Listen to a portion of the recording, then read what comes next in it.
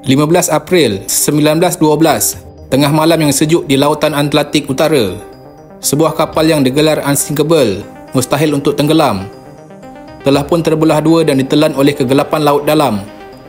Hampir 1,500 nyawa terkorban, menjadikan tragedi Titanic salah satu kemalangan maritim paling dahsyat dalam sejarah.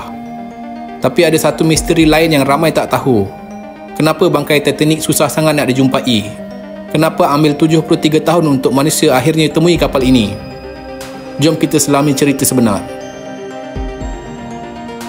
Selepas Titanic tenggelam, ramai pihak cuba cari bangkai kapal ini, tapi ada satu masalah besar.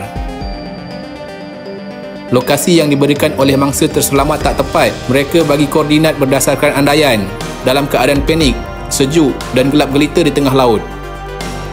Pada tahun 1913, seorang pelombong emas dari Kanada cadang guna kapal selam untuk cari Titanic. Tapi zaman tu, kapal selam tak cukup canggih.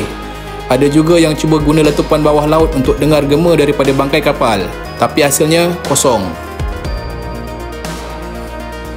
Masuk tahun 1940-an, dunia dah tak peduli sangat tentang Titanic. Perang Dunia Pertama, Perang Dunia Kedua dan Perang Dingin buatkan manusia lebih sibuk fikir cara untuk memusnahkan musuh daripada fikir tentang sebuah kapal karam.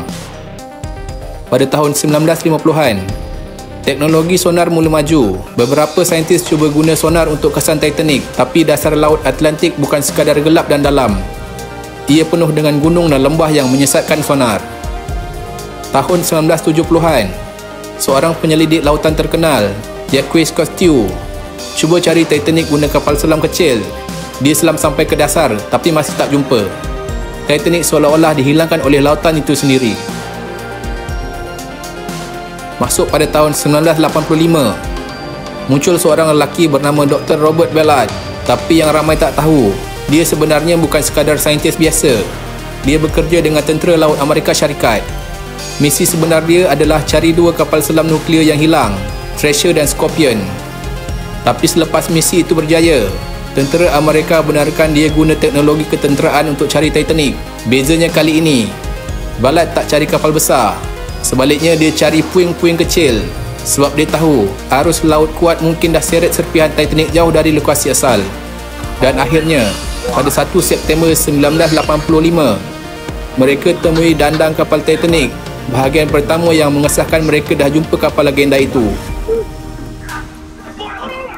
Selepas 73 tahun, Titanic akhirnya ditemui semula.